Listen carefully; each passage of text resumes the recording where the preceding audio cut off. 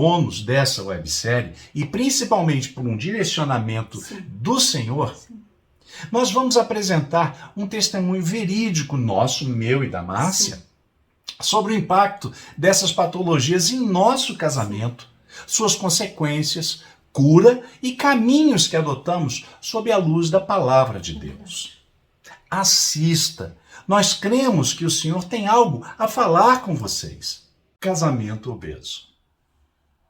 Durante muitos anos, trabalhei como executivo de multinacionais, assim como o meu primeiro casamento, quando ainda não havia me convertido a Jesus e me divorciei, acostumado a uma vida financeira e emocional independente, sem amarras, sem ninguém para me dizer o que, como, onde e quando fazer. Nunca percebi quanto obeso meu casamento com a Márcia estava se tornando. Viajava constantemente, de semana a semana, a trabalho. E não me sentia na obrigação de informar a minha esposa em que hotel eu estava, qual quarto ficaria, muito menos o telefone desse mesmo hotel. Apenas e de vez em quando dizia, muitas vezes, mesmo a contragosto, a cidade ou as cidades onde eu iria estar naquela semana.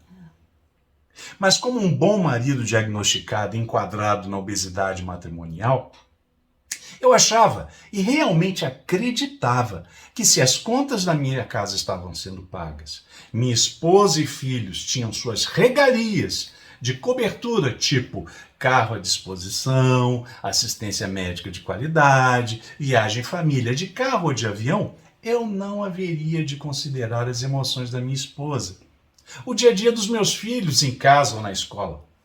Simplesmente porque entendia que essas coisas deveriam ser tratadas e cuidadas pela minha esposa, pela Márcia, sendo esta a parte de responsabilidade dela, uma vez que eu trabalhava duramente durante a semana. Nos finais de semana, gostava de dormir bastante, sair pouco ou quase nada com a minha esposa e filhos, ou seja, pouca cumplicidade, gerando pouca ou quase nada de intimidade matrimonial e familiar. Neste meu segundo casamento, uma vez já convertido, sem sentir, fui sendo tratado por Deus às duras penas, onde o Senhor foi cuidando da minha mudança e da minha transformação de maneira peculiar, fazendo uso da implementação de uma dieta rigorosa de urgência e sobrevivência. Aprendi pela dor. Pois é. Todos os açúcares e gorduras foram retirados para que eu pudesse ficar na forma que o Senhor gostaria que eu ficasse. Ou seja, as regalias e as facilidades que existiam foram expulsas, arrancadas a fórceps. Emprego, salário, mordomia, coisas materiais, enfim. Porque eu baseava toda a gestão do casamento e da família naquelas coisas e não na presença de Deus, de Jesus e do Espírito Santo como luzes para o meu caminho e base verdadeira de valor para o meu lar e casamento. Forçosamente fui sendo morto aos poucos e para o meu eu, e finalmente me voluntariando para ter a minha vontade própria sepultada, para que Cristo pudesse, enfim, viver em mim. Assim, pouco a pouco, passei a olhar para minha esposa como o Senhor se agrada, cuidando do seu emocional, aprendendo a compartilhar de uma forma progressiva as coisas do dia a dia, do casamento, passando a vê-la como a parte mais fraca da relação e assumindo completamente as responsabilidades do sacerdócio do meu lar, junto à minha esposa e filhos. Faço questão de dizer que o receituário da dieta surtiu o efeito necessário, porque não atacou só o efeito, mas atacou a causa. Contudo, o Senhor nos adverte sempre que devemos sempre ser mansos, mas também astutos, principalmente para vigiar e olhar preventiva e corretivamente as armas que Ele nos colocou para usar. Sendo aquilo que eu costumo chamar de Job: jejum, oração e Bíblia, a palavra de Deus. O mistério é grande, simples assim. O casamento com mal de Parkinson. Muitas vezes eu fiz coisas sem consultar meu esposo. tivemos muitos, mas muitos problemas com a questão de submissão. Porque eu achava que Alexandre não exercia uma liderança com firmeza necessária e também não aceitava a maneira como ele administrava as finanças da nossa casa. Tivemos brigas homéricas. A questão não era a liderança dele ou a sua inabilidade em administrar as finanças. Eu era insubmissa mesmo, pois não aceitava estar debaixo da missão dele. Eu não queria renunciar o meu eu, o que eu achava, o que eu pensava. Eu não entendia que a bênção de Deus não estava na qualidade do meu líder e companheiro, que a nossa casa tinha mais na fidelidade daquele que fez a promessa. Eu não seguia muito menos aplicava os princípios bíblicos em nossa convivência diária. Finalmente eu decidi amar meu esposo e obedecer a palavra, me sujeitando a ele como ao Senhor. Decidi apoiá-lo, auxiliá-lo em sua missão, que dentre outras coisas é de liderar nosso lar, exercendo seu sacerdócio na nossa casa. Eu aprendi com muita dor a obedecer ao meu Senhor, a obedecer a palavra. Eu decidi amar o meu esposo, independente daquilo que eu pensava, daquilo que eu achava, daquilo que eu queria. Eu decidi aceitar a palavra de Deus e a deixar de ser hipócrita. Porque aqueles que leem e não praticam, o Senhor fala que é hipocrisia. Eu decidi confiar naquele que fez a promessa para mim. E eu li a palavra de Deus, aceitando o que Deus falava para mim e não para ele. E aos poucos o Senhor foi transformando e foi mudando para que eu pudesse auxiliá-lo, ajudá-lo e estar junto com ele nessa missão de levar o nosso casamento e a nossa família do jeito que o Senhor planejou para nós.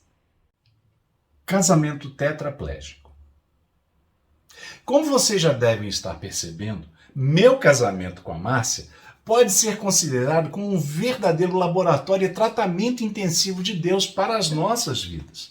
Uma vez que eu vejo que Ele tem pressa em nos posicionar, não só conforme a sua vontade soberana, mas também boa, perfeita e agradável para o nosso casamento e propósito dele para as nossas vidas. Daí digo que fui também diagnosticado com tetraplegia matrimonial. Mas como assim, Alexandre? Como não bastasse passar por uma dieta rigorosa por causa da minha obesidade matrimonial, a tetraplegia me atingiu em cheio. E particularmente houve um momento no meu casamento que também perdi completamente como cabeça a conexão e comunicação com o corpo, ou seja, com a minha esposa. Nessa relação. Foram momentos difíceis, muito difíceis, onde feridas abertas de um passado sem Jesus que não foram curados, muito menos cicatrizados. Por exemplo, falo especificamente sobre não considerá-la como a parte mais frágil da relação. Ao não escutá-la, ao não considerar as suas percepções, ao não escutá-la em decisões importantes para a família, até mesmo desprezar suas emoções em determinadas situações, foram essas atitudes negativas profundas que contribuíram para que o nosso casamento pudesse ser considerado como tetraplégico. Houveram momentos onde eu conscientemente acreditava que bastava somente a minha opinião para que qualquer coisa que eu fizesse seria próspero e que estaria na estrada certa e na direção correta também. As consequências não tardaram a acontecer, porque se há algo que o Senhor odeia é o orgulhoso, e que em sua palavra diz que o orgulhoso sem dúvida será punido. Isso está lá em Provérbios 28:9. Nossas relações ficaram escassas e mesmo o clima com nossos filhos se tornou distante, tendo em vista que o caminho trilhado estava claramente divergente daquele que o Senhor deseja para um casamento criado e integrado a uma aliança, na qual Ele criou e que também participa. Com isso, minhas orações sobre trabalho, fonte de renda, concurso e outros simplesmente não passavam do teto da minha casa. Porque naquele momento, em meio ao furacão, ao tsunami da transformação em Cristo necessária para que a minha vontade própria fosse sepultada, eu não acreditava que desse certo. Afinal de contas, eu fui sempre próspero, mas de um jeito completamente errado e fora da vontade de Deus para a minha vida. Assim, o sacerdócio da minha casa foi assumido, mas de maneira ainda errada. Contudo, hoje entendo e sei que ser sacerdote implica em olhar para sua esposa como a sua metade de fato, e não por discurso, mas em atitude, porque somos eu e ela verdadeiramente uma só carne. Transparência, companheirismo, confiança, compartilhamento e amor incondicional são atributos que Deus nos apresenta como essenciais ao casamento. Pensa, foi muito difícil aprender isso porque a nossa carne, a minha carne, gritava todos os dias e constantemente para que não fosse subjugada. Contudo, na medida em que ia compreendendo essa chave que o Senhor nos entrega em sua palavra, as circunstâncias foram amenizando.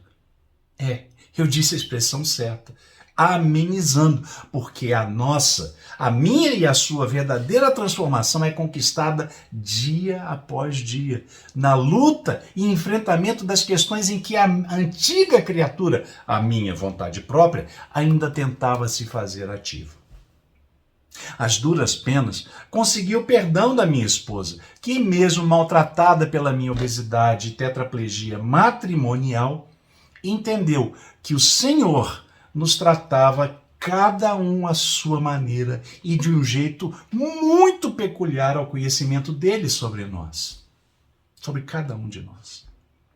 E como disse antes, pela vontade e propósito soberano, bom, perfeito e agradável dele para as nossas vidas. Concluindo esse testemunho, eu enfatizo que os remédios e a cura para os problemas no casamento são prescritos por Deus e estão em sua palavra. E a nós cabe a coragem e a atitude em tomar a decisão correta de deixar que o Senhor conduza o nosso casamento de fato e de direito, como foi criado por Ele. Lembre-se que o perdão é libertador para quem é perdoado, mas também muito mais para quem perdoa. Essa é a chave. O mistério é grande. Simples assim. O casamento com mal de Alzheimer. Finalmente, eu preciso dizer a vocês que me vem aqui que o nosso casamento sofreu muito também e foi diagnosticado com mal de Alzheimer, devido à influência de acontecimentos externos e internos, onde muitas das vezes eu acusava meu esposo de ser culpado pela maioria ou mesmo pela totalidade deles. As brigas constantes trouxeram um desgaste enorme, fazendo com que nos distanciássemos emocionalmente. Os registros de nossos momentos bons, alegres, juntos com a nossa família, nossos filhos, nossos amigos, ficaram cada vez mais distantes da minha memória. Mesmo quando eu olhava nossas fotos, porta-retratos, não fazia sentido algum aqueles sorrisos das fotos. Eu especialmente estava tão ferida, só queria reforçar registros negativos, afirmando-os constantemente na minha mente, pois sabia que uma mentira contada várias vezes, ela vai se tornar uma verdade. Por me sentir magoada, ferida com as circunstâncias vivenciadas, eu não queria próximo a mim. E a maneira mais fácil de afastar alguém de si é criar uma barreira negativa acerca daquela mesma pessoa. Fiz isso com meu esposo por muitas e muitas vezes. O que eu sempre repetia era: ele nunca irá mudar. Toda vez é a mesma coisa. Ele sempre vai fazer dessa maneira, ele vai agir dessa maneira. E vociferava em alto e bom som: você nunca me amou. Por quê? Porque quem ama cuida, zela, protege, ampara. Você me faz infeliz, toda vez é a mesma coisa. Cansei. Eu não mereço isso. Eu não preciso viver isso. O autor do livro, Douglas Gonçalves, sugere um remédio para um casamento que apresenta o mal de Alzheimer, que é o de estocar lembranças, tirar fotos de todos os momentos juntos, espalhadas pela casa, e mesmo pegar fotos, vídeos antigos, fotos de casamento para revê-la de vez em quando. Mas essa prescrição do autor para mim, especificamente esse remédio, não tinha efeito nenhum. Mas de fato, o que eu fiz foi decidir perdoá-lo, amá-lo e ter compaixão dele. Decidi buscar na palavra de Deus o caminho para a minha cura. A minha alma corrompida pelo pensamento de desesperança, ferida, por algo que eu achava que eu não merecia. Comecei a pensar que da mesma forma que eu me sentia, ele também poderia estar sentindo. Mas como somos singulares, ele também sofria, mas de maneira diferente da minha. Curiosamente, comecei a olhar para ele. Quando ele adormecia, comecei a ouvir o silêncio dele com empatia. Ao buscar na palavra a cura, o Senhor foi me trabalhando, me tratando nas minhas emoções, alinhando os meus pensamentos equivocados e, ao mesmo tempo, transformando as minhas mentiras absolutas em verdades à luz da palavra de Deus. Fui confrontada com os meus pecados e a multidão das mentiras construídas a partir do meu enorme ego. Aprendi sobre a sutileza que é o orgulho, a arrogância, de pensar que eu sou melhor do que ele. Porque só ele tem que morrer para o seu ego. Deus chama a todos para a responsabilidade de amar o outro ou ao próximo, não só a ele. Aos poucos fui sendo curada. Minhas memórias foram voltando à luz da palavra e do projeto que o Senhor tem para nós.